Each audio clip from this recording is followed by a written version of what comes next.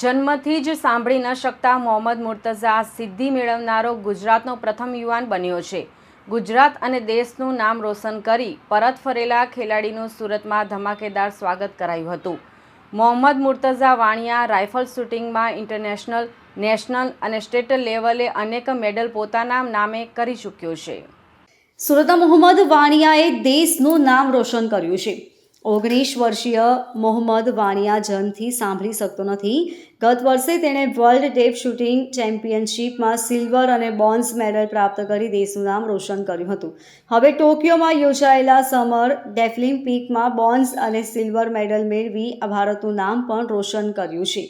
19 વર્ષના Mohammad મુર્તઝા વાણિયાએ rifle શૂટિંગમાં international, national અને state level પર અનેક મેડલ મેળવ્યા છે. તેણે અત્યાર સુધીમાં 13 ગોલ્ડ, 11 સિલ્વર અને 9 બ્રોન્ઝ મેડલ જીત્યા છે. સુરતનો મોહમ્મદ વાણિયા જન્મથી મૂકબધિર છે. માત્ર 4 વર્ષની વયે તેના કોક્લિયર ઇમ્પ્લાન્ટનું ઓપરેશન થયું હતું. અવાજ પહેલી જ વખતે સાંભળ્યો ત્યારે અન્ય બાળકો ઘણા આગળ હતા, પરંતુ તેણે પડકારોથી જ લડવાનું શીખ્યું હતું. હાલ મોહમ્મદ વાણિયા સાર્વજનિક યુનિવર્સિટીમાં BSc ITના પ્રથમ વર્ષમાં અભ્યાસ કરી રહ્યો છે. મોહમ્મદે શરૂઆતમાં ટેબલ ટેનિસ, સ્વિમિંગ રેસ જેવી રમતોમાં ભાગ લીધો હતો અને સારો દેખાવ પણ કર્યો. 4 વર્ષની નિયમિત મહેનત દરમિયાન કોક્લિયર ઇમ્પ્લાન્ટને કારણે ક્યારેક શારીરિક કસરતો અને વાતાવરણની અનિશ્ચિતતાને કારણે ઘણીવાર કાનના મશીનમાં તકલીફ થતી હતી, જેથી વિકલ્પના રૂપે શૂટિંગમાં પ્રેક્ટિસ શરૂ કરી હતી. જિલ્લા કક્ષાની પ્રથમ ટુર્નામેન્ટમાં જ ગોલ્ડ મેડલ જીતતા તેના સપનાને પાંખો મળી. મોહમ્મદ વાણિયા માત્ર સુરત કે ગુજરાત માટે જ નહીં, પરંતુ સમગ્ર દેશ માટે ઉદાહરણરૂપ સાબિત થયા છે. જન્મજાત પડકારોને પાછળ મૂકી તેણે માતા પિતા તથા કોચની મદદથી અનેક સિદ્ધિ હાંસલ કરી છે. મોહમ્મદે જણાવ્યું હતું કે પડકારો કોઈને રોકતા નથી, પરંતુ વ્યક્તિનું મન જ તેને રોકે છે.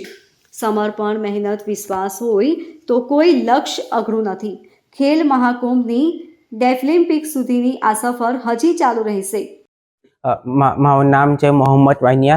मैं यहाँ से सूरत गुजरात से आया છું મેં અને મેં ઓલિમ્પિક જઈને આવ્યા છે ડેફ ઓલિમ્પિક અને એક સિલ્વર મેડલ આવ્યો છે તે ઇન્ડિવિજ્યુઅલ મેડલ અને બ્રોન્ઝ મેડલ આવ્યો છે તે મિક્સ ટીમમાં. અને મારો એક્સપિરિયન્સ 4 years એક્સપિરિયન્સ ટ્રેનિંગ કરું છું, મહેનત કરી રહ્યો છું. એવરી ડે મેં જીતી લગો. I want to win the combat in deaf Olympic. So મેં ઘણા વર્ષથી મહેનત કરી. સવારે અને સાંજે ટ્રેનિંગ કરું છું 7-6 hours અને ડેફ ઓલિમ્પિકમાં ગયા હતા. મેં ફૂલ પ્લે કર્યું, એન્જોય બી કર્યું અને પ્રોસેસ જસ્ટ કોન્સન્ટ્રેશન એવરીથિંગ મેં ફાઇન પ્લે કરું છું. એટલે મેં 2 મેડલ જીતીને આવી. Thank you. મારે ત્યાંથી Shri Ramakrishna institute of computer education and applied સાયન્સના ફર્સ્ટ યર BSc ITના વિદ્યાર્થી મોહમ્મદ વાનિયા એ ઓલિમ્પિક જે યોજાઈ હતી ટોક્યો ખાતે તેમાં ભાગ લીધો હતો. તેમાં ખાસ કરીને જે કોલેજના અધ્યાપકો અને તેમના જે પ્રિન્સિપાલ જે હતા તેને તમામ પ્રકારની સહાયતા મદદ કરવામાં આવી હતી. વિદ્યાર્થી પોતે ડીપ છે એટલે એને ઘણી બધી મુશ્કેલીનો સામનો કરવો પડે, તો તેમાં કોલેજનો સહકાર ખૂબ મહત્ત્વનો છે. અને એમને ઓલિમ્પિકમાં મેડલ જીત્યા બાદ અમારી યુનિવર્સિટીના પ્રેસિડેન્ટ શ્રી આશિષભાઈ વકીલે એને ભણવા માટે સ્કોલરશિપ એનાઉન્સ કરી છે કે જેટલા વર્ષ સુધી અહીંયા યુનિવર્સિટીમાં ભણશે તેટલા સમય દરમિયાન એને આ પ્રકારે આર્થિક મદદ કરીને એને અમે પ્રોત્સાહન પૂરું પાડ્યું છે. કેવું લાગી રહ્યું છે આ રીતનું આપણા જ યુનિવર્સિટીનો વિદ્યાર્થી આપણા ટોપ લેવલે? કોઈ પણ વિદ્યાર્થી જ્યારે પ્રગતિ કરતો હોય તો અમને આનંદ જ થાય. અમારી યુનિવર્સિટી જે છે તે 112 વર્ષથી પણ વધુ જૂની સાર્વજનિક એજ્યુકેશન સોસાયટી દ્વારા ચલાવવામાં આવે છે.